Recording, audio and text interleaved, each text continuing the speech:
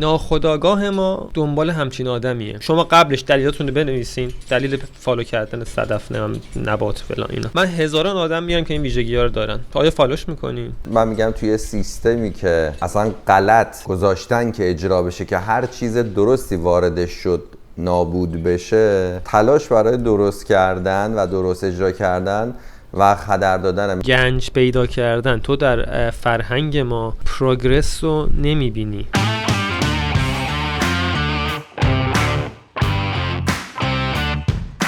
آقا هوتن سلام. سلام ایمان عزیز، چطوری؟ خوبی؟ مرسی، شما خوبی؟ همه چی خوب؟ ممنون، مرسی. یکم سخت بود هماهنگی ولی بالاخره تونستیم صحبت کنیم. آره دیگه، با این اختلاف ساعت واقعا سخت بود ولی خب بالاخره شروع شد. بریم سر اصل مطلب دیگه. من خیلی مقدمه و تملق و اینا خیلی خوشم نمیاد. بریم سر موضوع. آره حتما. ببین من تو رو از وقتی شناختم، خودت الان قبلش داشتی با هم صحبت می‌کردی، میگفتی با اون ویدیو صدف بیوتی و نمیدونم یه سری خالی بندی‌ها و اینا من خودم با تو آشنا شدم. خودت هم مثل که از اون موقع رسانت یکم رونق گرفت بیشتر. امروز تصمیم گرفتیم راجع به این صحبت کنیم. دغدغه‌ای داری همیشه، میگی آقا چرا انقدر ما خزعبل و چیزای سطحی اینا رو نمیگم دنبال نکنیم، ولی چرا انقدر نسبتش زیاده و چرا انقدر با حرف بقیه امثال ماها هیچ اتفاقی نمیفته. همون قضیه پیش میاد. هر چقدر آدم بدون دروغ چرت و پرت آورده نداره، بازم تغییری حاصل نمیشه. این دغدغه من و تو بوده. امروز میخوام یکم علمی‌تر، اصولی‌تر به این برسیم. خیال تو رو من راحت کنم دیگه. آب در هاون کوبیدن تو آره دقیقاً. چیز خیلی مهمه که شون راستش حالا به جز دغدغه خودم، چیزی که همه هی سوال میکنن، یعنی آدمایی که دنبال این قضیه هستن، چه باد و طوفانی شد. آره بیرونم میشه. امیدوارم که حالا صدا خوب باشه. ولی خب بریم، من مزاحم صحبتت نشم، بریم جلو. حالا هر جا بود من واردش میشم. ببین یه سوال اول از خودت بکنم. تو نوشابه کوکا و فانتا اینا میخوری دیگه، درسته؟ بله. مرغ سوخاری KFC اینا میخوری دیگه؟ میدونیم ضرر داره، درسته. آره من بهت بگم ضرر داره، حالا یه نیم ساعت بعد دوباره برمیگردم به همینا که بهت میگم کی نمیخوری. اگه بهت بگم که ضرر داره، تمرکزتو میاره پایین، خوابتو مختل میکنه، نمیدونم ممکنه جوش بزنی، ممکنه این پارامترهای کیفی اگه بهت بگم بازم این کارا رو انجام میدیم. میخوام یه چیزی بگم یکم علمیه، یعنی میخوام ساده کنم، خودمونیش کنم که یکم راحت‌تر آدم متوجه بشن. از ترکیب نوروساینس و رفتار ناخودآگاه ما یه چیزی داریم به اسم ناخودآگاه که این واقعا یک چیز فیزیکیه. یعنی ما یک قسمتی از مغزمون خیلی جالبه 90% میانگین 90% رفتار ما رو کنترل میکنه، یعنی فرمانا و رفتارهای ما و تصمیمات ما رو اون میگیره و حجم مشخصی تو مغز داره و ما بابت 90% رفتارامون تصمیمی نمیگیریم، یعنی اون کار رو انجام میدیم بعد میایم براش توجیه میاریم. مثال بهت بزنم، یه آدم 90 ساله، چه بچه 8 ماه 9 ماهه، وقتی دستش به قابلمه میخوره چی کار میکنه؟ سعی دستشو میکشه، اون لحظه فکر نمیکنه، ناخودآگاه یه کاری انجام میده. یعنی مگه بخوام فکر کنم که خب این گرما باعث میشه که سلولهای من خراب بشن و این سلولها اگه خراب بشه ممکن دست من، انگشت من بعداً قطع بشه، تا بخوام فکر رو بکنم 2 دقیقه طول میکشه. اصلا برای اینکه من تاکید بکنم و اثبات بکنم که ما فکری نمیکنیم، بچه 8 ماه هم این کارو میکنه. بچه 8 ماهه که علمی نداره، که علم اکتسابی که نداره که. بقیه چیزای ما هم همینه. آدما توهم داره. حالا این 90% میانگینه، یکی 95%، یکی 50%، ولی در جوامع 90% انتخاب افراد ناخودآگاهه. یعنی یه کاری رو میکنن بعدن توجیه میارن. مثلا یکی رو فالو کرده بودن، میگفتم این چرا فالو میکنی؟ میگفت این نمیدونم اعتیاد داشته، ترک کرده، خودشو آدم خوبیه، خوشقلبیه. من یه قراره باشه هر کیو اعتیاد داشته ترک کنه، خوشقلب باشه فالو کنم که بعد 200 میلیون نفر رو فالو کنم؟ خیلی ساده است دیگه. قرار نیست من هر کسی که اعتیاد داشته، هر کی که وراجی میکنه حرف میزنه. آدمیه که مثلا زندگی خوبی داره، خب 100,000 نفر زندگی خوبی دارن، آدم خوشقلبی هم نه فلان این داستان. حالا نکته میخوام پیچیده ترش بکنم. حالا ما یه چیزی تو کلاسام آموزش میدیم به اسم نورو مارکتینگ.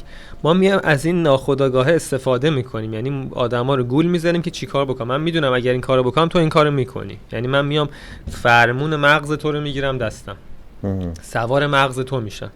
مثلا میان توی فیلمی یک فریمش یک 25 ثانیه، تقریبا 400 ثانیه، مثلا می نویسه من حالا جمله یادم نیست کوکا و پاپ کورن بخورید مثلا. خب ناخودآگاه 20% فروش کوکا و پاپ کورن میره بالا تو فروشگاه ها، تو سینما. اونو نمیبینن تو یک 25 که رد میشه اصلا نمیبینی. ناخودآگاه یا مثلا تو مغازه هاست وقتی آهنگ داره پخش میشه توی سوپرمارکت های بزرگ آروم میگه که من دزدی نمیکنم، آروم نمیشنوی تو.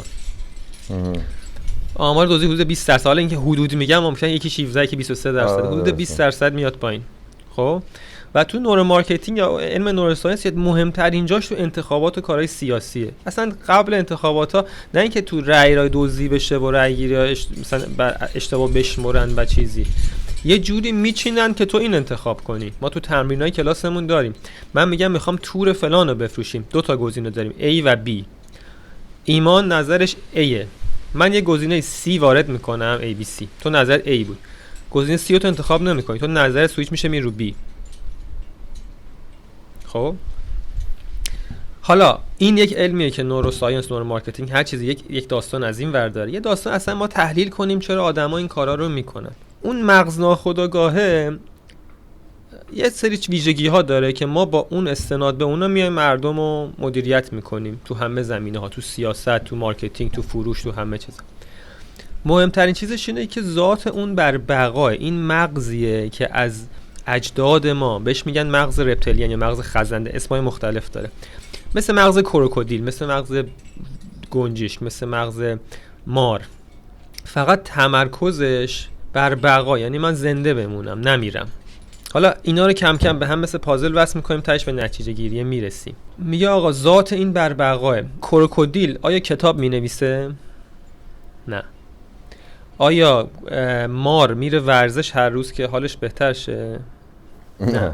خب پس هر چقدر این مغز ناخودآگاه بیشتر کار میکنه ما درگیر روزمرگی و درگیر کارهاییم که به بقامون ربط داره. یه جای ناراحت کننده توی علم نوروساینس میگه تمایل به حفظ بقا 2.5 برابر لذت پیشرفته. یعنی من اگر بگم میخوام برم بیرون امروز ورزش کنم، ممکن تصادف کنم، ممکنه فلان کنم، ممکنه پلیس جریمه‌ام کنه برای حجاب، ممکنه پس میمونم تو خونه 2.5 برابر حال میکنم تا اینکه برم ورزش. حالا مستند دیدن، کتاب خوندن، همه اینا پیشرفته دیگه. تمایل من به بقا رو کاناپه لم دادن، سریال دیدن، ورزش نکردن، غذای چرب خوردن، اینا همش در راستای بقای منه. لذتش 2.5 برابره. بمون یه چیز چرب بخور تو خونه ولی پا نشو آشپزی کنی چیز سال. میدونی آشپزی خوبه، میدونی کتاب خوندن خوبه. این اتفاق برای تو من همه افتاده که شب که میام بخوابیم از فردا من غذای سالم میخورم، ورزش میخوام، کتابم صبح پا میشی چرت و پرت میخوری، فیلم سینمایی چرت و پرت میبینی، ورزش هم نمیکنی، میمونی تو خونه میگی سرد بود، ماشینم احتمالاً برم بیرون بنزین ندارم، بهونه جور میکنی، توجیه جور میکنی. ناخودآگاه یک تصمیمی میگیره، تو براش توجیه جور میکنی. مثل همون که میگفت آقا آیسان اسلامی نمیدونم معتاد بوده، چیز کرده، فلان کرده، من فالوش میکنم برای این. نه همه توجیهه.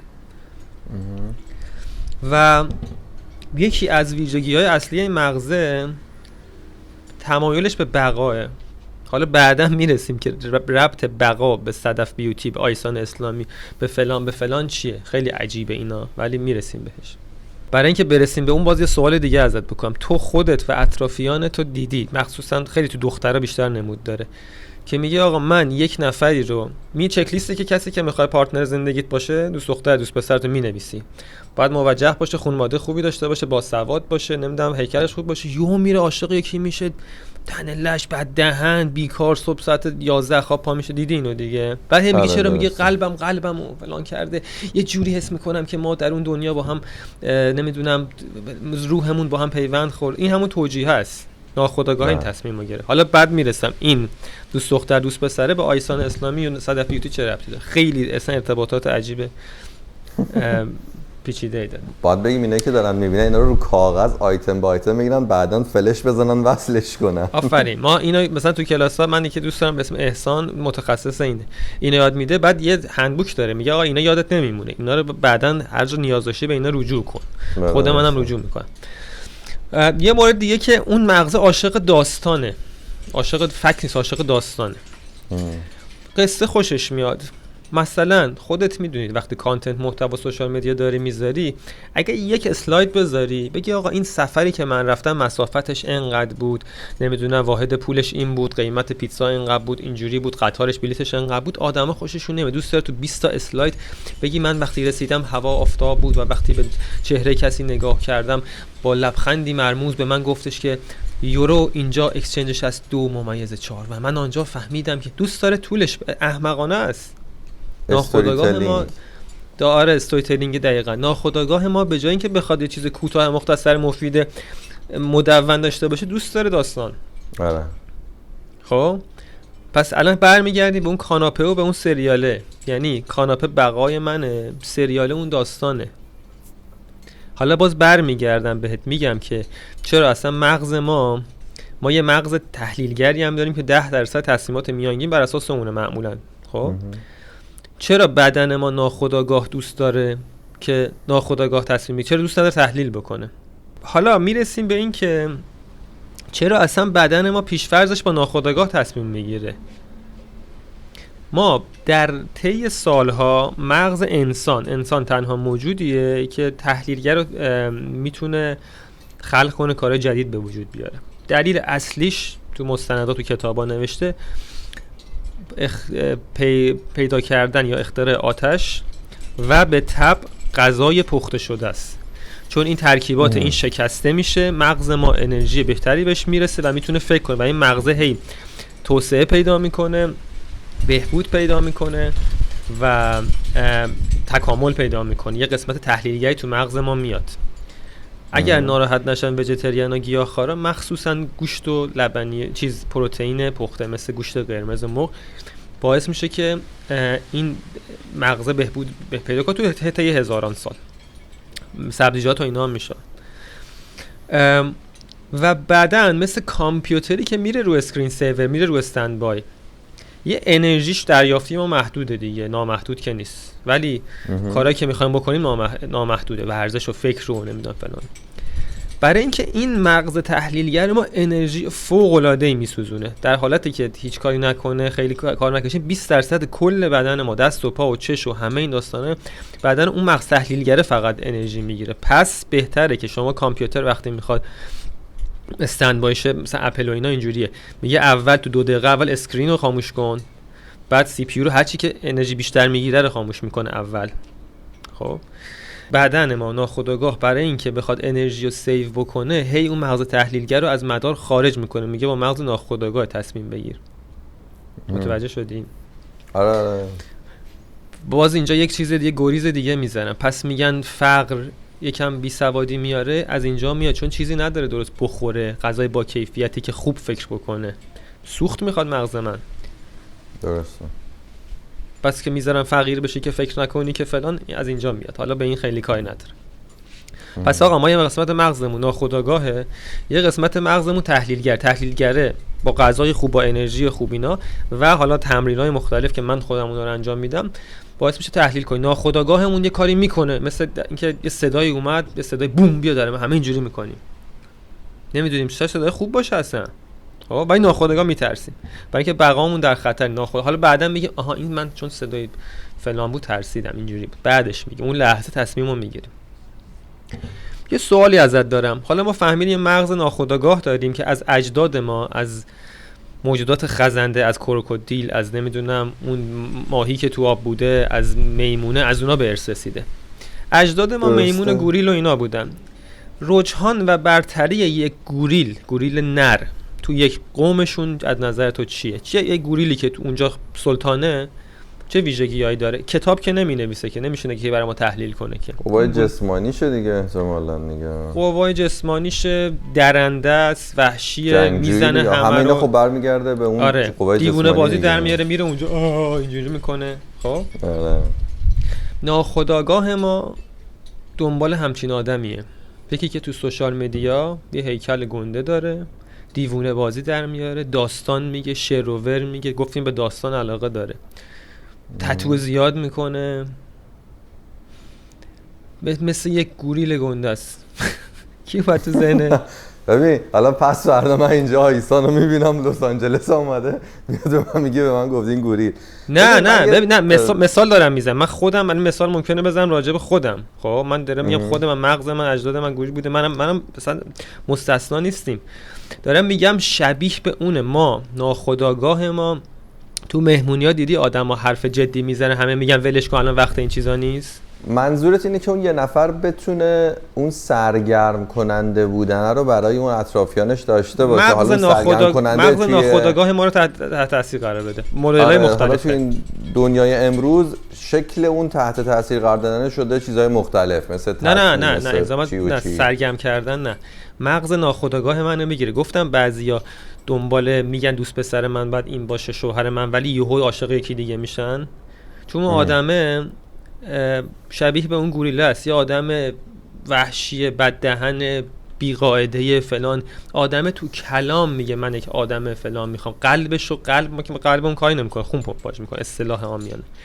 قلب یعنی اون مغز ناخودآگاه رو اون آدم تسخیر میکنه. سرگرم کردن منم سرگرم میشم، من با چیزهای دیگه سرگرمی نه. اون مغز ناخودآگاه رو عوام باید اونجا تسخیر کنی. حالا تو ماده چیه؟ ماده گوریل، ماده‌ای که میمون، ماده‌ای که توی جامعه خوبه، ماده‌ای که بچه میاره برات، خوب کاورت میکنه، پذیرایی میکنه، خودشو آراسته میکنه. دیدی حیوانات تو طبیعت خودشونو آراسته میکنن که نره ازش خوشش بیاد. خب اونم میشه اون بلاگر دخترا. یعنی وقتی یکی رو میبینی که چش آبی داره، نمیدونم، حالا اینا من دارم نمیگم تعبیر بد بشه، کسی که اندامش موزون، سینش برجسته است، نمیدونم هیکلش خوبه، یعنی این میتونه اون گوریله است که تو قبیله خوب بود، میتونه فرزند آوری کنه، چون اگه بچه آورد میتونه به شیر بده. خودش آراسته کرده. ناخودآگاه آدما میکشه به حالا این انتخاب میکنه، اون انتخاب میکنه، بعد توجیه میاره که این از اعتیاد برگشته، اون آدم خوشقلبیه، اون رفته کانادا داره کار خیرخواهانه انجام میده، اون داره فلان میکنه. در صورتی که اینا همش توجیهه. من دارم انتخابامو ناخودآگاه انجام میدم، براش دلیل پیدا میکنم. بعدش شما قبلش دلیلاتون رو بنویسین، دلیل فالو کردن صدف، نبات فلان اینا. من هزاران آدم میان که این ویژگی‌ها رو دارن. آیا فالوش میکنی؟ نه، چون اینا توجیهه. خب کی این انتخاب‌ها قطع میشه؟ موقعی که بقا در خطر بیفته. چون این مغزه با بقاه، یعنی مهمترین چیزش بقاه. یک کروکودیل صبح تا شب داره زندگی میکنه برای بقاش، برای تحصیل علم، که برای بهبود دنیا که زندگی نمیکنه. این بقا مهمه. اول صحبتو گفتم تو مرغ سوخاری نوشابه میخوری. مثال خودت هم زدم و خودم هم میزنم. حالا گفتیم آیسان نگیم، گوریل نگیم، تو همه ما این رگه هاش هست. اگه فردا بری دکتر یه عکس ام آر آی ازت بگیره، خدای نکرده بگه این مشکل رو داری، اگر 1 سانت مرغ سوخاری بکنی 100% خدای نکرده فوت میکنی، دیگه نمیخوری. قطعا. بگه نوشابه بخور، دیگه نمیخوری. این تو همه ما مساق داره، تو نه منم هستم. پس ما به کیفیتمون، به تحلیلمون اینا خیلی بها نمیدیم. پس تو نمیتونی به آدم بگی که اگر اینو فالو کنی زندگیت فلان میشه، وقتت به بتالت میگذره، این میشه، اون میشه، اون میشه. اگر اثبات بشه بهش که این توی بقاش نقش داره، چون اون مغزه داره میگه برای بقای من این خوبه، حالا اگه برای بقات بد قطع میکنه. با تحلیل و اینا برای میانگین آدما، من نوعی ممکنه قبول بکنم، میانگین آدما نمیپذیره، همش دنبال بهونه است. تو الان یه چیزی بهت بگم، بگو، سوالتو بپرس. من یه مثال بزنم. نه سوال نیست، یه به قول خود یه تحلیل روی این قضیه. من ویدیویی که برای صدف بیوتی درست کردم، اصلا توی یه ویدیو، حالا خیلی جالبه که آدمون چیزی که بخوانو میشنون، من حتی یه جایی اومدم تعریف کردم، گفتم آقا شما 4 سال 5 سال داری زحمت میکشی به عنوان یه بلاگر، جزء اولین آدما بودی، خوبم بوده و فلان داستان دیگه، دروغ گفتن این چیزا چیه؟ اون ویدیو رو فکر کنم 4 میلیون اکانت دیدن. من بگم 50% موافق بودن، 50% مخالف بودن، میشه 2 میلیون. بعد از اون 2 میلیونی که موافق حرفای من بودن، باز 50% دنبال روی همچین مطلبی اگه قرار بود بوده باشن، میشن 1 میلیون. و اگه از اون 50% دوباره بگیم مثلا از من خوششون نمی اومد، باز 50% اونه، یعنی من دارم هی کم میکنم با دلایل مختلف. مینیمم بعد از اون ویدیو من با 500,000 نفر دنبال کننده پیدا میکردم به خاطر حرف درستی که با سند و مدرک 17 دقیقه 18 دقیقه همه چیو نشون داره. اما آدما بعد از اون قضیه من فهمیدم که اصلا بیشتر از اونی که دنبال اون درستیه باشن، اینکه بفهمن چه اتفاقی افتاده، اون جنگه بین من و اونو دوست داشتن راستی که اصلا هدف من اون نبود، بخاطر همین نبود که من استاپ کردم بعد از اون ادامه ندادم. اینی که تو داشتی میگفتی یهو این اومد تو ذهنم که دقیقا آدمه دنبال اینه که یه ذره سرگرم بشه، یه ذره بچرخه، یه ذره حالا نمیدونم هر اتفاقی شما هر چقدرم بیای بهش بگی این متوجه این نمیشه که آقا این قراره برای تو بد باشه یا تأثیرشو میذاره، ولی چون لمسش نمیکنه نمیپذیرش. دقیقاً. ببین حالا برمیگردیم به یک سری داستان ها. اینی که انقدر در جامعه ما و همه دنیا تو نسبت ها خیلی تغییر میکنه، همه جا هست، تو جامعه ما برنامه های داستانی و شعر و ور اینا هست برای اینکه تحلیلت بیاد پایین، برای اینکه تحلیل کردن نیاز به تمرین داره. روز به روز دست من الان تو میبینی، خب این دست خیلی دست عادیه دیگه، 4 برابر دست بقیه که نیست که. من با این پیانو میزنم، با این سنگ نوردی میکنم، 98% 99% جامعه نمیتونه این کارا رو بکنه. این دست ورزیده شده، گنده نشده. مغز من که نباید گنده شه که. اگه اینجوری بود فیل مغز از همه بیشتر فکر میکنه. خب این باید روز به روز همون سایزه، بعد بتونی ازش استفاده بکنی. از معاشرینت، از غذا خوردنت، از خوابت، از کارهای روزمره، چه مسیری میری، چی کار میکنین. واقعا بهت میگم شاید حتی مثلا اسنپ گرفتن، ماشین خودروی چی میگن، تاکسی اینترنتی گرفتن، ساده دارم میگم، کمک کنه به بهبود این مغزه. چون که من یه زمانی فهمیدم وقتی پشت فرمونم شروع میکنم به دریوری فکر کردن. حالا فوقش پادکستی بذارم که معمولا نمیذارم چون گوشیم تکست میاد، حواسم پرت میشه تو شهر. ولی وقتی ماشین اسنپ میگیرم میشتم پشت آیپدم مینویسم، کتاب مینویسم، میخونم، میرم تو اخبار. خب نیاز به ممارست داری. یک شبه نمیشه با این ویدیو ما کسی بگه آها من فهمیدم مغزم اینجوری شد پس فردا نمیکنم. نیاز داری که اون 10% رو تو برسونی به 15 به 20 به 30. ولی جامعه داره سعی میکنه که این نباشه، غذای بد بخورده تو بده. واقعا در سطح کلان میکنن این کارا رو. خب شروور بخور همه دنیا هستا. آره. یعنی شما اینجا که نگاه میکنی اینجا که مثلا فکر نکنن آمریکاست، مثلا اینجا هیکلا این تانک. چرا؟ چون همه چی ادد شوگر داره، همه چی خیلی فست فودی. زندگی صفای این ان اوت مثلا تو بری نگاه کنی اینجا 1 ساعت 2 ساعت تو صف وای میسه یارو که بره فست فود بخوره. ولی یه نکته‌ای که هست، من یه چیزی واسم جالبه، چه اتفاقی توی تو میفته، چه اتفاقی توی من یا یه عده کم دیگه ای میفته که ما میگیم خودم یه جا احساس کردم که باید این کارو بکنم، یا تو شاید یه جای خودت گرفتی. این ضرورت از کجا پیش میاد برای آدمه که آقا من دنبال روی همه نباشم، یه سری چیزا رو برم فکر کنم راجبش؟ خب ببین یه فرقای ریزی هست دیگه. گفتم این دست من دسته 4 برابر نیست، 8 انگشت که نداره. من تو خانواده بزرگم یه بار یه نقاشی به بابام نشون دادم، کلاس نقاشی میرفتم. اتفاقا استادم هم همینو گفت. دادم من دکترای هنر داره و خیلی آدم گنده‌ایه. اون موقع دانشجو بود و دانشجو فوق لیسانس بود فکر کنم. یعنی لیسانس داشت می‌خوند، داشت به ما یاد می‌داد فوق لیسانس. نقاشی‌ها نشون دادن، گفتم بابا این نقاشی رو ببین چقدر شبیه واقعیته. گفت بابا جونی که دوربین فیلمبرداری هم می‌کنه، دوربین عکاسی هم می‌کنه که. من جا خوردم، بچه بودم. گفتم این خوبه دیگه. گفت نه، آدمیزاد یه کاری می‌کنه که دستگاه و حیوانات دیگه نتونن بکنن. بعد دوباره یه داشتم مردان آهنی میدیدم، گفتم بابا این خیلی خفنه و من میخوام دوست دارم و اینا. گفت اینا که جرثقیل و لیفتراک هم این کار انجام میده که آدمیزاد کار میکنه که دستگاه نتونه بکنه.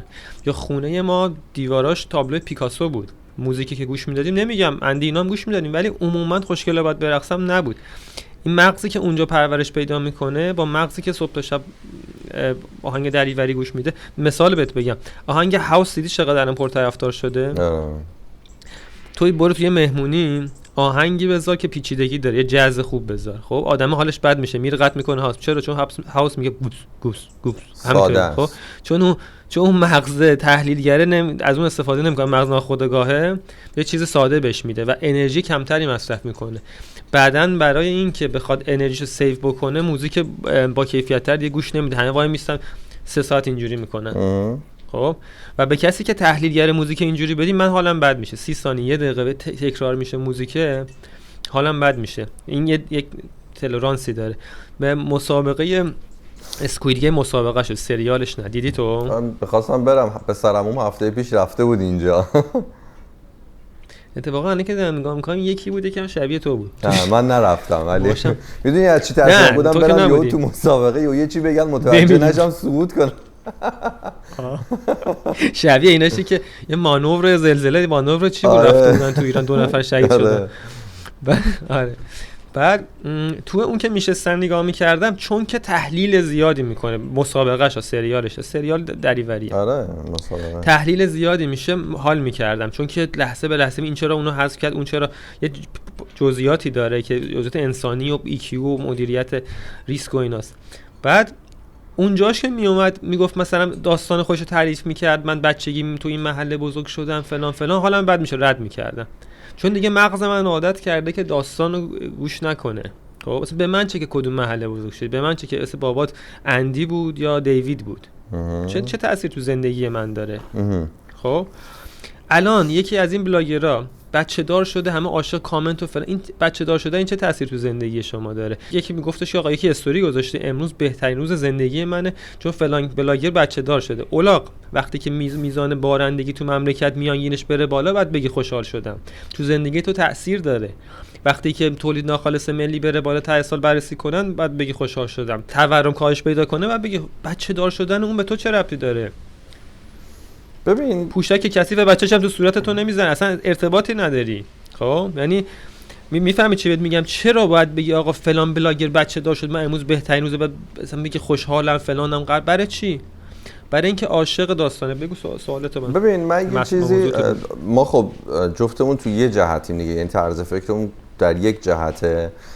من خودم یه مدت که اینجا، حالا مخصوصا بعد از این تایمی که اومدم و دارم اینجا زندگی میکنم، خیلی محتوایی که به سمت درست تر فکر کردن اینا هی به ذهنم اومد، محتواشو نوشتم، حتی بعضیشو ویدیوهاشو گرفتم ولی هیچ موقع پخش نکردم. اینجا سیستم تا یه حد خیلی زیادی درسته، راه برای درست بودن خیلی بازتر از شرایط توی ایرانه. ببین آدم‌ها یه جوری گیر کردن توی ایران که من خودم راستش احساس کردم که به نظرم این محتوا رو پخش کردن واسه یه عده خیلی کمی میتونه کارساز باشه، یعنی یه عده بزرگی ناخودآگاه نمیتونن از این قضیه خودشونو بکشن بیرون.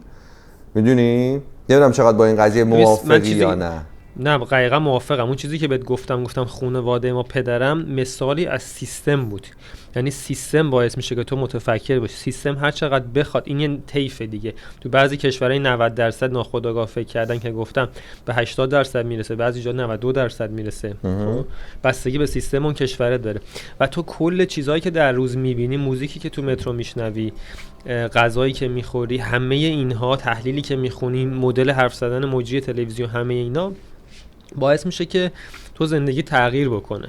و اینی که اول صحبت رو گفتم متوجه میشه آب در هاون کوبیدنه، نه تنها مخاطب عام تو که 100,000 نفر 200,000 نفر میگه آقا من 4 میلیون ریچ داشتم سر اون کانتنت، حتی اطرافیان ما، مادر، پدر، دوست، همسر، اینا هم حرف ما توشون تأثیر نذاره. اون سیستمه باعث تغییر تو اینا میشه. سیستم باعث شده که من ساده انگارمست بگم من مدرسه دولتی رفتم، نمونه مردمی، نمونه دولتی، چیز اینجوری بود، آزمون داشت ولی دولتی بود، یعنی پولش کم بود. این همه آدم مدرسه اونجوری دولتی و نمونه مردمی رفتن. خب آره فرقی تو اینا نداره بگه من بالا شهرم تو پایین شهری. سیستمه که باعث میشه. حالا سیستم من مثال زدم که آقا ما این موزیک رو گوش نمی‌کردم، این بوده اینجوری بوده. جوامع، مدیریت جوامع میخواد که شما فکر نکنی. چرا؟ چون که وقتی انتخابات میشه قبلش بگن آقا اینه، 10 تا گزینه میذارن ولی میدونن کی رأی میاره و میدونن که تو اگه اینو بذارن تو خوشت میاد، اینو بذارن بدت میاد. میتونن مدیریت ناخودآگاه تو رو میدونن. ما تو نورو مارکتینگ به آدما مثلا 20 تا 30 تا راه میگیم که چجوری بیشتر بفروشین، که چجوری فلان بکنی، چون اگر این کارو بکنی قطعاً بیشتر میفروشی. مثلا یکی از چیزاش عینیت داشتنه. مثلا تو اگر میری دم عوارضی اتوبان فکت بدی که آقا از هر 1000 تا خودو یه دونه تصادف میکنه، از هر 200 تا تصادف 5 تا میمیرن فلان میکنن، اینا متوجه نمیشن. یه ماشین له شده قور میذارن اونجا، یه بیلبورد هم میذارن عکس بچه گریه داره میکنه، عینیت باید ببینه. خب مثلا تو اعتراضات این ناخودآگاه رو میدیدی. یه سری بود میگفتم پایان شب سیاه سپید است، این چیزا شنیده بودی دیگه. هر تاریکی اینا سریال دیدن، اینا پلیسا آخر سریال ایرانی میریزن همه رو میگیرن. هیچ وقت هیچ آدم خلافکاری تا سریال ایرانی عاقبت به خیر نمیشه. خب اینا آدمی که مغزش تعطیله، مغز ناخودآگاهش و رو این کار شده. سالها رو این کار شده که همچین حرفی رو میزنه. درسته. یا آدمی که صبح پا میشه میبینه مثلا فلانی مثلا یه عکس گرفته مثلا تو کافه مثلا سر میزی که نشسته میرفتن پدر جدشو در میآوردن، پدر جدش چیکاره است تو دولت، پس اون که سر میزه اونه، پدر جدش اونه، اونم اونه، پس این حکومتیه، بریز این صفحه‌شو بلاک کنی. خب اینا دقیقاً مغزیه که عینیت‌گراست، یعنی نمیره تحلیل بکنه. چرا دیجیکالا فکت بیارین که آقا ما 100 تا شرکت داریم، سهام شرکتامون اینجوریه، اینقدرش برای اینه، اینقدرش برای فلان ارگانه، اینقدرش برای اینه، حالا چون این 50% برای فلان ارگانه، این 40%، پس من 50%ی رو انتخاب میکنم. همچین چیزی بود؟ نه.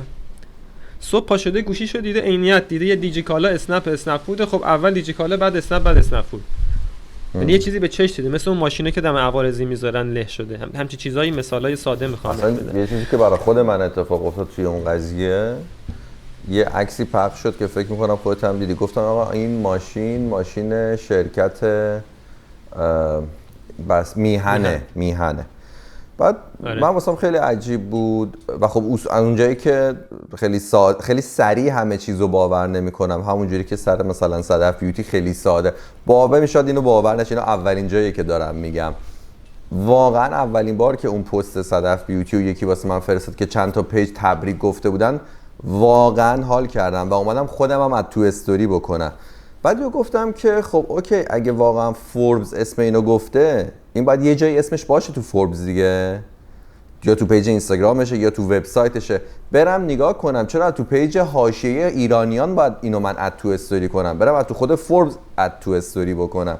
و رفتم دیدم هیچی نیست. بعد سر میهن خیلی بامزه بود، دیدم مثلا زدن که این برای کمپانی میهنه. بعد من زوم کردم و اینا در نهایت واسه عکس واضح اون واسهشون پیدا کردم که آقا این عکس مهران سرد بود. آره مهران سرده، میهن نیست. به من کلی حمله که تو حکومتی باشه، این ونش اون ون نیست، ولی این که رانت داشته. میگفتم آقا من اصلا راجع به رانت صحبت نمی‌کنم، من دارم راجع به این به شما صحبت می‌کنم.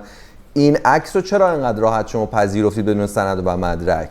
یا الان یه چیز خیلی ساده‌ترش که به همین امروز میخوره، سر روز مادر یادت دیگه پارسال، نه روز مادر این روز نیستش و فلان و بیزارم از دینش و حالا امروز دارم مثلا دیگه به هم میگن آقا روز مادر مبارک. میدونی یعنی طرف انگار نمیدونم مخالفته یا اعتراضشون در حد همین انقدر سطحی، حتی اونی که مخالفه، حتی اونی که من باز مرور میکنم برات. آره. طرف یک تصمیمی میگیره، مهم نیست تو چی میگی فلان، کی تغییر میکنه؟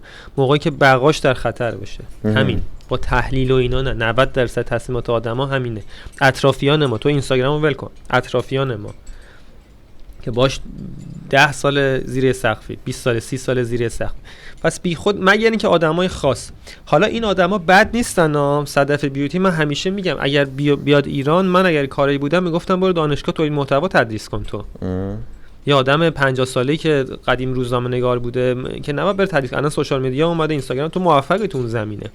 یا اگه مثلا بخوام من بیام برم آمریکا، بخوام برم شهر بازی، بخوام برم یه باری کافه‌ای، پا نمیشم مثلا با دولت آبادی برم که پا میشم با آیسان اسلامی میرم، میام میخندم. خب غیر از اینه؟ ولی من میگم اینی که بشه نسبت اینا زیاد بشه، من آدما یارو بیا آقا فلانی بچه دار شده امروز بهترین زندگی من که فلان بلاگر بچه دار شده، واقعا میگم اصلا نمیتونه تو زندگیشون آدمو تاچ بکنن نزدیک، چه برسه یه وقت نزدیکان تو، خواهرت، برادرت که بچه دار میشه خوشحال میشه، طبیعیه.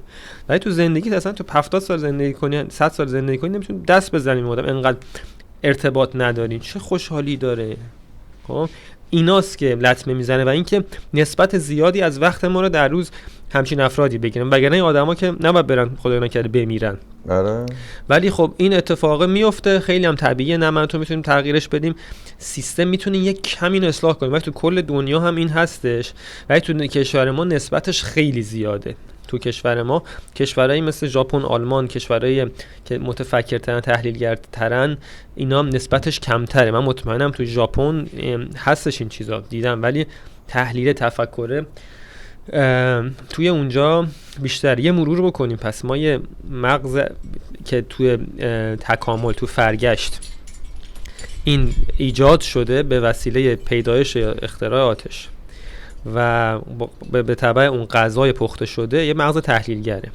آدما میانگین کمتر از اون استفاده میکنن، چون که سوخت زیادی میگیره، بعدن سریع اونو میذاره رو اسکرین سیور، میذاره رو استند بای. برای ناخودآگاه تصمیم، ناخودآگاه هم میگه آقا من این انتخاب میکنم اصلا بدون دلیل انتخاب میکنم، بعدن براش دلیل میاره. آقا میهن بده چون که فلان، آقا دیجیکالا بده چون که فلان، آقا من اینو فالو میکنم، بعدن میگن چرا فالو کردی، بعدن فکر میکنه یه چیزی براش جور میکنم میگم. خب بقاشو در خطر دیده که آقا این میهن در تحت، نمیگم نیستا، اصلا شاید باشه، به قول تو من خودم خیلی چیزا شنیدم از این، اصلا خودم جلسه داشتم از این رفتاری کردن خوشم نیومد، خیلی به بی احترامی شد. مثلا منی که مدیر عامل شرکتمون رفتم اونجا یه دونه به کادو یه دونه یونالیت یختون یونالیتی بستنی بهم داد. اون زشته به مدیر عامل تو یختون یونالیتی بستنی با چسب نواری دورش پیچیدی. این رفتار بی‌ادبانه، ولی اون رفتاره منم فکر کردم اول گفتم فلان، بعد رفتم فکر کردم این چیه. این داستانیه که میخوام به خودتم بگم که آدمای تصمیما رو میگیرن، هر چقدر بگی دلیل میارن، ته تهش هم اگر از هر 100 نفری که میگن درست میگی سر تکون بدن، همون قضیه فالو کردن است. سرم تکون بدن بگن راست میگی، از اون 100 نفری که تازه فکر کردن و رد نکردن در لحظه، 1 نفر 2 نفره که یک کم تغییر میکنه. پس میگی آقا من اکانتم تو یک برای کانتنت 4 میلیون ریچ داشت، بعد مثلا فالو کردنم اینقدر شد، برای اینکه ته اون آدمی که دنبال تحلیل اندیشه است واقعا خیلی کمه. حالا چیکار کنیم که اتفاق نیفته؟ بیشتر تحلیلگر باشیم. یک پروسه خیلی طولانی رو میبره که هی بیشتر و بیشتر بشه، این ناخودآگاهت بیشتر و بیشتر بشه. یکی از دلایلی که من تو زندگیم تلفن حرف نمیزنم، جلسه حضوری نمیرم، اینه که ارتباطاتی که در لحظه شکل میگیره از ناخودآگاه هست. میگه آقا این طرح بهتره یا این طرح، من یه لحظه 2 ثانیه نگاه میکنم، تحلیلی در کار نیست، یکی رو انتخاب میکنم. از ناخودآگاه هم میاد احتمالا. ولی اگر بهم طرحشو واتساپ بده، میرم فکر میکنم که آقا این طرح این سوله کارخونه، الان کارخونه غرب تهرانه، تو ماهدشته، نمیدونم شرق تهران، بارندگیش چقدر، حساب کتاب میکنم، این بعد لباش ناودوریش اینجوری باشه، این اینجوری باشه، بهت میگم. یعنی یک چیزای پیچیده‌ای، مثل اینکه من تاکسی اینترنتی میگیرم، نمیدونم واتساپ بیشتر میدم تا تماس، جلسه حضوری و خوراکم، خوابم، ورزشم، چیزی که میخونم، دوستی که میبینم. من اگه مهمونی برم، یه آشنایی بود اسم دوست روش نذارم، یه جا نشسته بودیم، گفت ببین زن این ببین چقدر جوگیره. گفتم کیه این؟ گفت این زن کریستیانو رونالدو، زن مثلا دومشه، زن آخرشه، چیشه. بعد من یه آدم از زندگیم گوشتم کنار، چون اصلا من نمیخوام بدونم زن کریستیانو رونالدو کیه، اصلا به من چه. خب یعنی وقتی میخوام من این چیزی که میگی به منچه‌ای که میگی، اینو اگه آدما مثلا بهش فکر کنن خیلی مشکل‌ها حل میشه، ولی خیلی سخته انگار. آره یه بلاگر صبح پا شده امروز حال و حوصله نداره، امروز مثلا ماهانگی میگن، چی میگن، پریود شده. آره اونش نه 2 روز تأخیر، به من چه تاثیر زندگی من داره. میذارن استوری میذارن، تو خودت گوشته بودی فکر کنم که مثلا مردم داشتن کشته میشدن، بعد میذارن دلواپس نباشین، به من چه. خب پس من این آدمه رو از زندگیم حذف میکنم، برای اینکه به من گفت زن کریستیانو رونالدو اینه و من این از ذهنم نمیره دیگه، چون که تو سلولای مغز من این نقش بسته. پس من این آدمه رو به حذف کنم که بار دوم، بار سوم، بار دهم مغز من رو به این اراجیف آغشته نکنه. از اون برم هست دیگه. تو یه چیزی بگم، آدما از در نهایت میخوای بسنجی آدما رو، هیچ وقت آدما رو از حرفی که میزنن نسنج. یعنی اومدن تو همین نور مارکتینگ مثلا گفتن که آقا شما قهوه تلخ میخوری یا شیرین، 80% گفتن ما تلخ میخوریم. بعد رفتن سرچ کردن تو خونه‌شون بچه‌شون اینا آمار گرفتن 70%شون شیرین میخوان، الکی میگن. آره یه دوره ما هم توی ام بی ای داشتم میخوندم، میگفت رفتیم نظرسنجی کردیم واسه کمپانی بود که آقا شما بین این و این و این چی رو انتخاب میکنید؟ گفتن ما گزینه الف رو انتخاب میکنیم. بعد همینا رو تو اون شرایط قرار دادن، همشون رفتن گزینه سی و مثلا ب رو فلان رو انتخاب کردن. یعنی اون چیزی که میگن با چیزی که عمل میکنن خیلی فرق کنه. ولی یه چیزی میخوام، چون تا نرفتی راجع به موضوع بعدی، ببین اینی که میگه من کاملا قبول دارم، اینکه تمرین بکنی، ذهن تحلیلگر داشته باشی. من یه بار راجع به یه نفری، یه سری روز عکاس بود، خودت هم اونو اومده بودی چون شاید رو یادت باشه، نوشتم دوست عزیز تو یه متن خوب می‌نویسی، تو عکاس نیستی، تو کپشن خوب می‌نویسی، یا این دختره که خودش توی لس آنجلس همینجاست، تو خوشگلی فقط، تو عکاس نیستی، تونستی و اینا درآمدای خوب داشتن. یه بار یکی واسه من یه ریپلای روی اون استوری گذاشت، یه پسر فکر کنم 17-18 ساله بود و بعدن راجع به چیزای دیگه آدمای این سن و سالی خیلی از من سوال میکردن که ببین تو درست میگی، ما میفهمیم، ولی این داره پول در میاره، زندگیشو میسازه و به اون جایگاهی که میخواد میرسه و یعنی همه اون نکاتی که معنی شده موفقیت توش با رفتن اون راه بهش رسیده. میدونی ببین آدما چجوری یه کاری انجام میدن، تو یه کاری میکنی یه تشویقی میگیری، طرف میاد میگه واقعیه یا کیکه، بازدید کننده میگیره، تبلیغ میگیره، میاد میگه گل منو اذیت نکنید، مثلا مسخره بازی، چون 1000 تا خواننده. من اینجا تو حرفات یه کلمه‌ای بود که اشتباه بود، اگر اونو اصلاح کنم میفهمید مورد کجاست.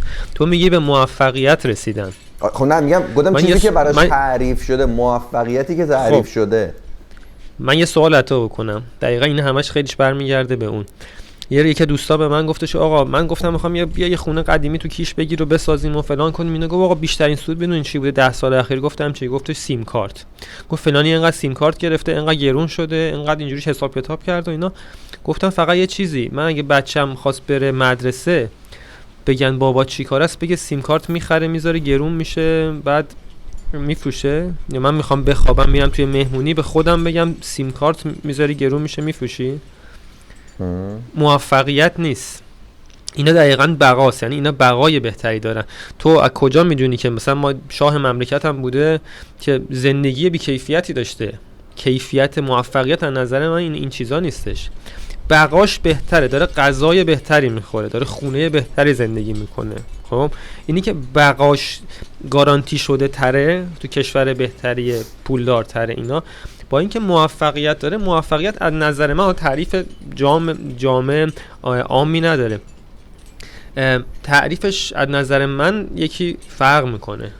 پس این خیلی مهمه که طرف اصلا ببینه دنبال چی میگرده. شاید راضی باشه با اینکه من داشتم یه دوره فیلم سازی میرفتم با شهرام مکری، نمیدونم میشناسی شهرام مکری نه، جایزه ونیز داره.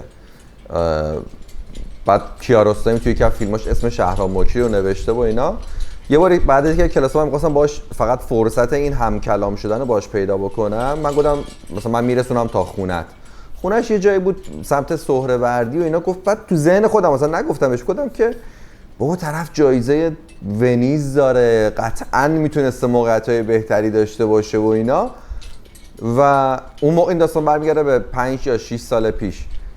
الان شاید میتونم بگم که الان با توجه به حرفی که تو هم زدی میتونم بگم شاید اصلا اون دنبال اون نیست، میدونی؟ اصلا میگه اوکی حالا پول ماشین فلان و تو صفحه منو دنبال میکنی، من بخوام تبلیغ واقعا بهت میگم، من بخوام کسی فالوور بیاره راحت با یک استوری میتونم طرف 6000 تا فالوور بیاره. تست کردم. خب چند سال تبلیغ نکردم، من سال 2011 تو اینستاگرامم یه دونه تبلیغ نکردم برای کسی، یعنی بخوام دیل بکنم ممکنه یه نفر معرفی کردن فلانی حال میکنم باش معرفی کردم، خودم میدونم خودم. خب پول میاد، میدونی چقدر پول میاد؟ چند صد میلیون در ماه میتونم درآمد داشته باشم. این معنیش موفقیت نیست.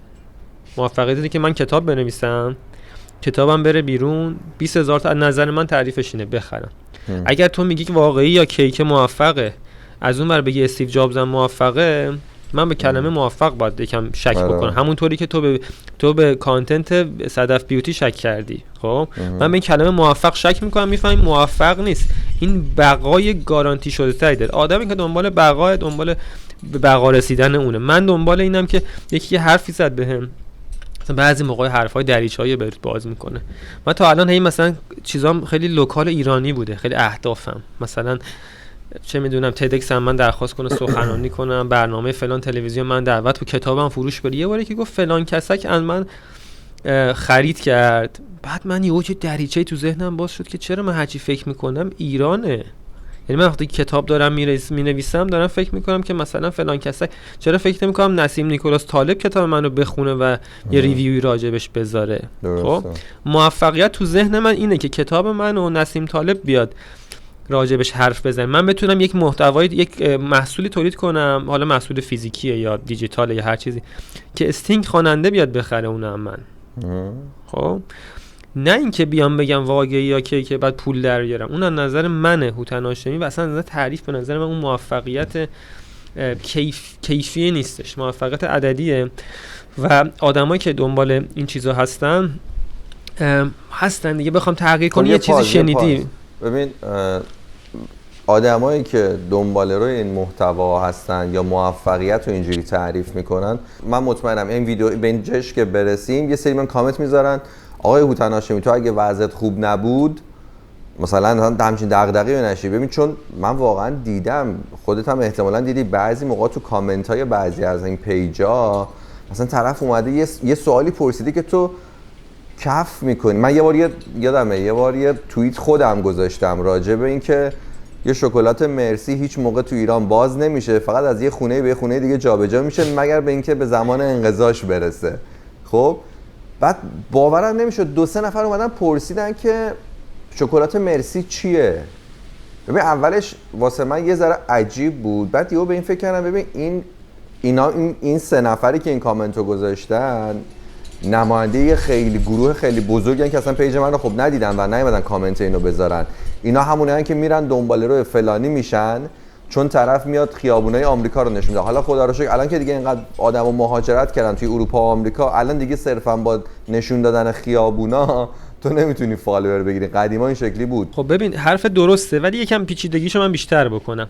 اینه که الزاماً پول نیست. اولا اینکه پول یه چیز نسبیه، یعنی من به نسبت خیلیا پولم کمتر، به نسبت خیلیا بیشتر. خب اینه که پول داری اینا باز این از مغزی که کسی که ناخودآگاهشون بیشتره. ما یه چیزی داریم میگیم آقا میخوای با اینا صحبت بکنی باید خیلی 0 و 1 و قطعی باشه. مثلا نمیفهمه 25% رو باید بگی از هر 4 نفر یکی. برای همین میگن از هر 4 نفر 1 نفر به بیماری فلان مبتلا میشه. من همیشه بعد بچه‌مون چرا نمیگیم 25%؟ خب نه بعد بگی که این مثلا سطح درآمدیش تو مثلا A+ B+ فلان از نظر اقتصاد، باید بگیم پول داره بی پوله.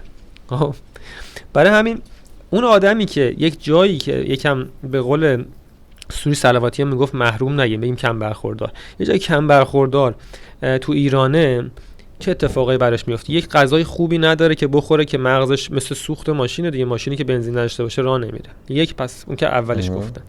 دو اینکه چیزی که دیده همش سریال ستایش و این و اون و اینایی بوده که پایان شب سیاه سپید است و آدم پول داره بدن و فلان و این داستانا که میاد براتون کامنت میذاره، برای من میذاره. مورد بعدی این که این اصلا وقت نمیکنه که بخونه، ببینه، تحلیل کنه. خسته کوفته میاد و انقدر انرژیش پایینه و سر کار اومدی مثلا تا ساعت 5-6 سر کار بودی، اومدی خونه، اینقدر برای خود من اتفاق میفته وقتی که خستم میام خونه نمیتونم بشینم مستند برم کتاب بخونم. چیکار میخوام بکنی؟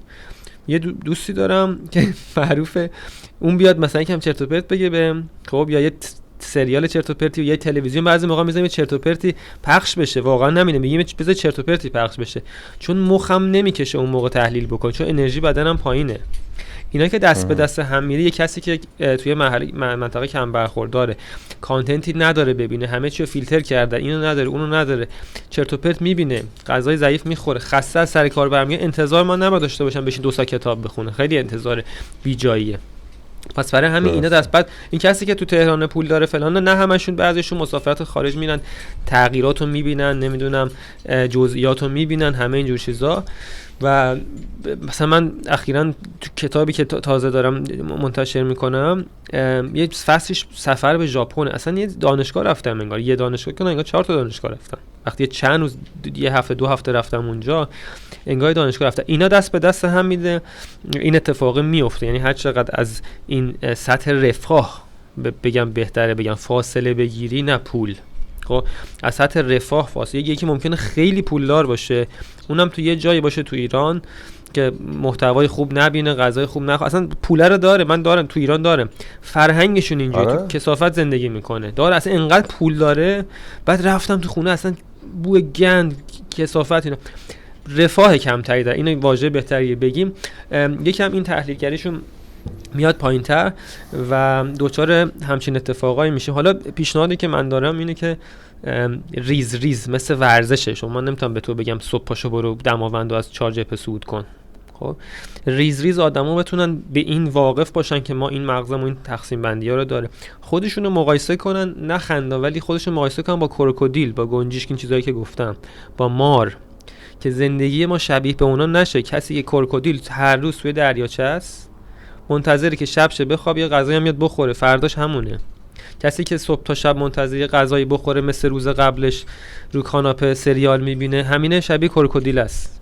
اگر کروکودیل کتاب نوشت خب یعنی مغز ما تو نداره. پس کتاب نوشتن، موسیقی خلق کردن، نقاشی کردن، ورزش کردن، صحبت کردن با بقیه. من و تو چرا داریم من وقت می‌ذاریم؟ من کلا سرم گذاشتم تو این سرما بیرون، ستاپ، 2 تا لپتاپ و میکروفون و این داستانا که به ساعت 1 خورده است. آره که به بقیه یه چیزی بگیم. کروکودیل این کارو میکنه؟ نمیکنه. نه. ماره این کارو میکنه. مثال خیلی ساده بزن. یکم از اونا فاصله بگیریم. واقعا الزاما به پول، به پدر مادر، به همین ربط نه، به سیستم ربط. ولی تهش وقتی فهمیدی به خودت ربط داره که من اگه توی منجلاب هستم میتونم هر روز خودمو بهبود بدم و من اگه بخوام بگم اون آدم رو کمتر ببین، نه اینکه فالوش نکن. من اصلا هیچ وقت به کسی همچین حرفی اگر زدم نمیدونم، قدیم زدم و اشتباه کردم، کار احمقانه بود که فلانی فالو من اون استوری تو رو خوندم چون من این کارو سر اون دختره بهناز برگزیده کردم و بعدش پشیمون شدم. آره این یه تحکم، یه دیکتاتوریه که فلانی بلاک کنین که اصلا خیلی احمقانه است. اگه منم کردم احمق بودم، اگه یک روزی کردم احمق بودم. میخواد بکنه. من اگه بخوام بگم نکن یا کمتر ببین، باید اول بگم این مغزه چیه، اینو بشناس، چجوری بهبودش بده که به این درجه برسی که بگی این چیه. مثل اینکه کشتیکج تو آمریکایی، مثل که مثال احمق بودن اونا همین کشتیکج است. خب میشه یه چیز احمقانه میبینم مثل سریال ستایش ما ورژن اونا لوکالایز شده برای اوناست. خب بچه بودم با بابام رد میشد میگفتش که بابا جون اینا فیلم و نمایش اینا با هم هماهنگن، دعوا نیست، فکر نکن اینجوریه. میگم نه، این همه آدم دارن میبینن، این داره پخش میشه، مگه میشه اینا فیلم باشه؟ بعد بزرگ شدیم به احمقانگی داریم به این نگاه میکنیم دیگه. این چه چیز احمقانه اینا دارن نگاه میکنن. یه روزی اگر این مغز ما سنمون بزرگ شده، مغز من بهبود پیدا کرده و میفهمم اینو و این مستمره، نامتناهیه. یه روزی این آدمه اگر خودشو بهبود بده، نیازی نیست تو بهش بگی فالو نکن. مثل این کشتیکجه که من میخندم بهش الان، یاد حرف بابام میافتم، یاد حرف ایمان میفته، میگه این چی اصلا من فالو میکنم، مثلا 100 تا رو فالو میکنه. میگه من باید زندگیم به این سمت پیش بره، من نباید خوشحال بشم که این بلاگر بچه دار شد، من باید تلاش بکنم سطح رفاه تو این ناخالص داخلی ملی هر کدومش نمیدونم اینا رو ببرم بالا، هدر رفت آبهای تو ایران کم کنم، فلان کنم. اگر گفتن آقا ما آبمون انقدر سیف شد، از اون خوشحال سیف شد، از اون خوشحال بشم، نه از بچه دار شدن یه بلای. اون موقع به این احمق بودن خودش پی ببره. پس اگه من میخوام مثلا به بچه کوچیک میخوام بگم آیپد کار نکن، 1000 بارم بگین آیپد جیزه بازم میره سر اون داستان. اگه بهش بفهمونی که این آیپده برای چشش بده، برای مغزش بده، نمیدونم همه این داستانا، یک روزی میگم من استفاده نمیکنم. تا موقعی که بگی جیزه، من خودم دچار اشتباه بودم، هی میگفتم این فلان، این چرا میبینی، اون چرا میبینی، میبینه دیگه. باید ریشه‌ش رو پیدا کنم و ریشه‌ش اینه که رو خودمون کار بکنه. حداقل اگر تو افسردگی داشته باشی، اگر ندونی قبول نکنی افسردگی داری، تا 100 سالم با صحبت بکنم درست نمیشه. اولین قدمش اینه که بدونی افسردگی داری که حالا احتمال بهبودش هست. تو اگر بدونی از کجا میاد، احتمال اگر نه هر چقدر بگی نکنین این بعد این دروغ گفت اون دروغ گفت، به قول خودت میان سر تکون میدن، فکر می‌کنن دعوای شما هست. و یه مثالی بهت بگم، یه استوری گشته بودم، یکی از آشناهان رفته بود کلاس ورزش یکی از همین بلاگرها، بعد طرف خودش ورزشکار نبود، یکی دیگر آورده بود تو، با خودش میگفت این میاد تو لایو من ورزش میکنه، بعد پولم میگیره، بعد تو لایو اینستاگرام میذاش کارت به کارت، نه سایتی نه پلتفرم درستی نه هیچ چیزی. بعد مثلا مثال بهت میگم، لایو میذاشن آهنگه که پخش میشد کپی رایت میخورد، بعدن سیو میکردن مثلا ویدیو پاک میشد بدون صدا بود، پول داده بود، نه اصلا ویدیو پاک میشد. بعد کارت به کارت و پیج بزن و اونایی که این ما کارت دادن آنفالو میشن، از این چیزای احمقانه. بعد یه جا نوشتن، یه استوری گذاشتن ساده است، نوشتم جهان سوم جاییه که مربی ورزش پول میگیره کارت به کارت تو لایو اینستاگرام آموزش ورزش میده. یعنی ما نه اپی داریم نه درگاه پرداخت، واقعیت دیگه. تو ژاپن کسی همچین کاری نمیکنه، تو آلمان نمیکنه.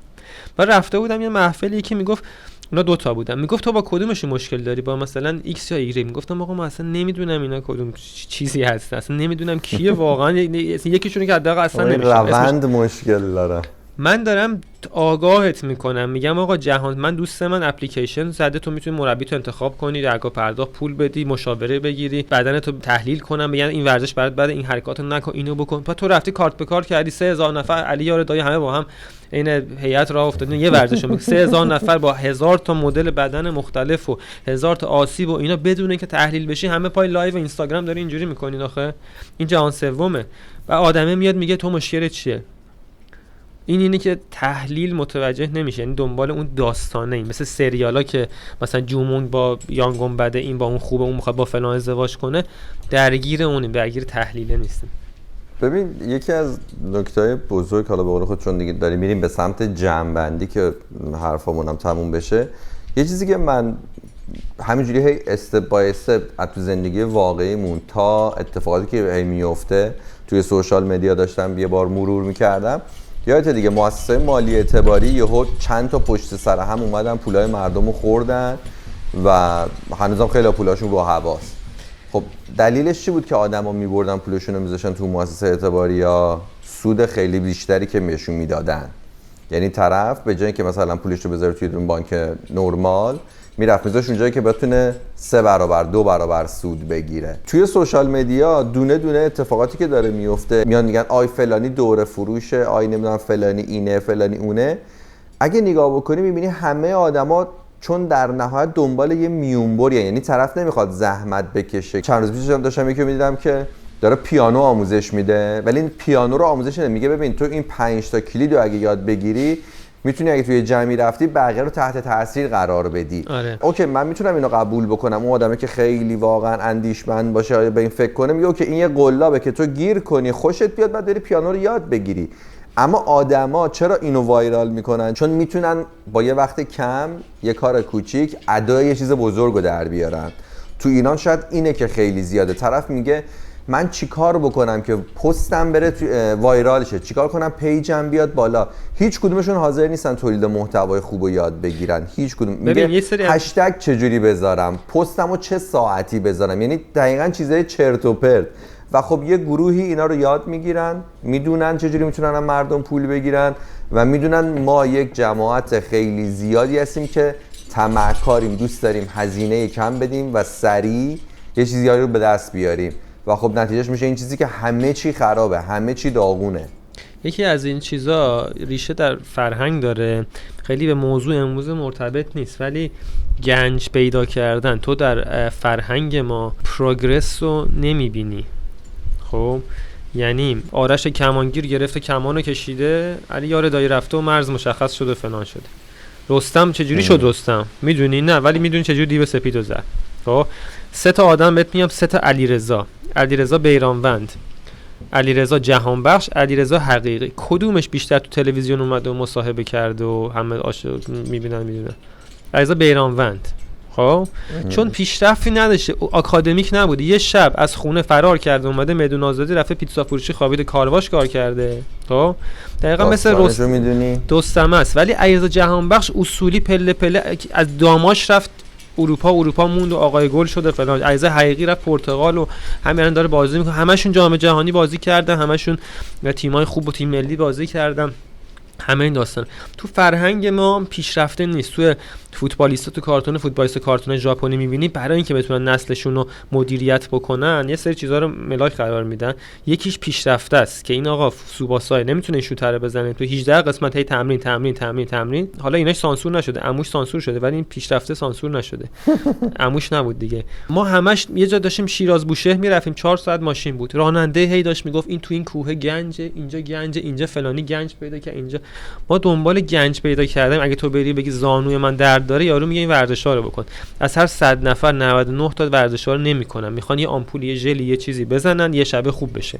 خب تو این جامعه‌ای که فرهنگش اینقدر سال اینا بوده، ما نمیتونیم یک شب تغییری ایجاد بکنیم. هر تغییری ایجاد بشه با واکنش مواجه میشه، چون تغییرها باید به مرور باشه. یه تهش من یک جمله‌ای بگم، نتیجه گیری میگن اگه الان بهترین حاکم، ایدئال‌ترین حاکم هم بیا تو ایران، اینا همه شنیدن، 30 سال زمان میبره تا همه چیز به یه حالت صفری برسه که شروع کنیم به پیشرفت. اون 30 ساله تغییر ایناست که من باید فیلم بسازم، سریال بسازم، جامعه‌مو عوض کنم، خوراکشو عوض بکنم، فرهنگشو عوض بکنم، زیرساختشو عوض بکنم که تازه به این درجه برسه که بدون پیشرفت چیه. من یک شبه دنبال این نباشم که یهو به پول برسم، 4 تا هنگ درام بزنم، نه با 4 تا به قول تو 5 تا نوت پیانو بزنم. اصلا موسیقی چیه؟ موفقیت چیه؟ اینا بخوام بهش بگیم چیه؟ تو این وسط اگر بگی آقا این پیج اشتباهه، این 5 تا میگه تو مشکل داری، تو میخوای پیانو بفروشی، تو به تو چه ربطی داره؟ با این واکنش مواجه میشی. تو تاریخ ایران هم همین بوده. حاکمایی که میخواستن حتی چیز خوب بیارن، یهو تغییر سریع بوده، با واکنش مردم. کشورهای اطرافمون میبینی به چه ریتم کندی چیزا رو میارن جلو. طرف کازینو میزنه تو مملکتش با یه ریتم کند، ولی هیچ کس بهش کار نداره. 20 سال پیش اگه این کارو میکرد تموم بود کارش. این قضیه هست و این سطحی بودن کارهایی که زود بازده هست اصطلاحاً یکم ریشه تو فرهنگ ما داره. ماها دوست نداریم بشینیم بخونیم علیرضا جهانبخش کار کرده. مثلا مثال بهتون بدم، آدمایی که خیلی مثلا یهو پیشرفت عجیبی نداشتن. جهانبخش اگه 3 تا گل تو جام جهانی میزد برای ما بول میشد. خب برای ما دیتاهای مهم نیست که این از کجا به کجا رسیده، لحظه گنجه یه چیزی یه جا. بیرانوند از کجا شد؟ بیرانوند پنالتی کریستیانو رونالدو رو گرفت. خب و بعدم گفت من بابام فلان بوده، عموم ما رو عروسی دعوت نمی‌کرده، این بوده. این مغز ملت ما اکثریت دنبال این چیزان و تعمیم داره به این. مرسی ایمان از وقتی که گذاشتی. ساعت 1:44 است. منم اینجا سر دارم میلرزم. ستاپم اگه ببینی تعجب میکنی. ولی خوبه که آدم‌ها اینو بدونن. حتی من فکر کنم برای خودت هم خوبه هرس بیش از حد نخوری. بعضی موقع میگی که آقا من هر چی حرف میزنم بی‌فایده است. واقعا بی‌فایده است. ما برای اطرافیان خود دایره 10 نفره نزدیکترین افراد خودمون بی‌فایده است. من یه دوستی دارم، بقیه میگن این انقدر کنار تو بوده باید دانشمند میشده. خب ولی هیچ تغییری نکرده. منم میدونم هیچ تغییر نمیکنه. منم نمیکنم. اکثرم همینه. یه شیب خیلی ریزی شاید یک کم یه سری جاها مسیر عوض بشه. هر چقدر داد بزنی تغییر تو زندگی بقیه ایجاد نمیشه. اون 30 سالی که گفتم برای تغییر زاویه این شیبه است که ما این شیبه رو یکم تغییر بدیم که در کلان خیلی تاثیر داره. یعنی اگر من تو کلان از این 80 میلیون ایرانی که مثلا 50 تاش بالغن تصمیم گیرندن میتونن کاری بکنن، میشه 50 میلیون. 1% تاثیر بذاره میشه 500,000 نفر. تو فکر کن من 500,000 نفر بتونم به جای دلالی بکشونم به کارآفرینی. اقتصاد ایران چه تکونی میخوره؟ خب ولی این 30 سال زمان میبره. تو کلان اگر 1% هم تغییر ایجاد بکنی، یک کم طرف پول داره، الان داره مثلا ساختمون میسازه چرت و پرت و زشت و بیریخت و اینا، من بگم آقا بیا بافت سنتی احیا کن، توریست خارجی بیاد فلان شه، اقتصادمون بهتر شه، ارزآوریش تورم کاهش پیدا کنه، چی میشه؟ ولی من بخوام بین 100,000 نفر حرف بزنم تهش 500 تاش این اتفاقی بیفته، به نظر من که اون 500 تا هم مشترکن. یعنی هم تو پیج منه، هم تو پیج تو ان، هم تو پیج مثلا فلانی که ضد خرافاتن. میدونی چی بهت میگه؟ اینجوریه بگم اینا اجتماع دارن. واسه 4 نفریم که دارم چین کانتنتیو داریم. آره من به تو بگم که آقا حالا 500 تا تو صفحه مخاطب منه، 1000 تا تو مخاطب تو، 2000 تا برای مجموع میشه 3500 تا. در صورتی که اینا اکثرش مشترکن. یعنی من و تو اگه مثلا من شده اینجا مثلا میرم تدکس، میرم کریتیو مورنینگ، ایونت های یکم فکر وادار ما رو خیلی آدم زیاد میبینم، تو هم بیای مخاطبات اونجا زیاد میبینی. خب ولی مثلا برم اگر کنسرت فلانی چرت و پرت برم از این خالتورا برم نمیبینم اونجا و این واقعیته. حالا کلام آخرم از شما بشنویم. قربونت. من یه چیزی که حالا با خودت یه بخشی که من باهات مخالفم توی همه صحبتایی که همیشه داری اینه که من میگم توی سیستمی که اصلا غلط گذاشتن که اجرا بشه که هر چیز درستی واردش شد نابود بشه، تلاش برای درست کردن و درست اجرا کردن و هدر دادن. من با این شعر اگه اشتباه نکنم فریدون مشیریه که من اینجا ریشه در خاکم، خیلی باش مشکل دارم. تو خود شعرش یه جوابی میده، میگه از اینجا چه میخواهم یا من از اینجا چه میخواهم نمیدانم. یعنی دقیقاً یه آدمی که هیچی از زندگیش نمیدونه احتمالاً توی جای گیر میکنه، چون آدما پا دارن، آدما درخت نیستن که یه جای تو شرایط سخت بمونن، پدرشون در بیاد، راه رشدشون باز نشه و بگه که نه من چون ریشه اینجا دارم میخوام که اینجا بمونم. ولی میدونم که اصلا جای بحثش الان نیست من جنبندی کنم، من با حرفت مشکل ندارم، خودم منو تاکید دارم میکنم که آقا تغییره با من و تو نیستش، من تو دایره اطرافی هم چه برسه رو کلان. من میگم که آقا من ماشینمو بیمه کنم، درست رانندگی کنم، حواسم باشه، خوابم درست باشه. اگر یکی اومد بهم زد دلچرکی نباشم، میگم من سعیمو کردم. خب ولی اگر بعد خواب باشی بزنی به یکی میگه ای کاش من میخوابیدم، من میگم من همیشه تو هر جا باشم تلاشمو میکنم. ریشه در خاک اینا رو تا یه حدی قبول دارم. میگم آقا در آوردن یه چیزی که پر ریشه است، حالا ریشه تفاسیر مختلف داره برای من. خب سخت‌تره تا آدمی که ریشه کمتری داره. یعنی یکی از دلبستگی خانوادگی داره، بیزنس داره، نمیدونم کار نکرده داره، فلان داره، میمونه تو مملکت میکنه.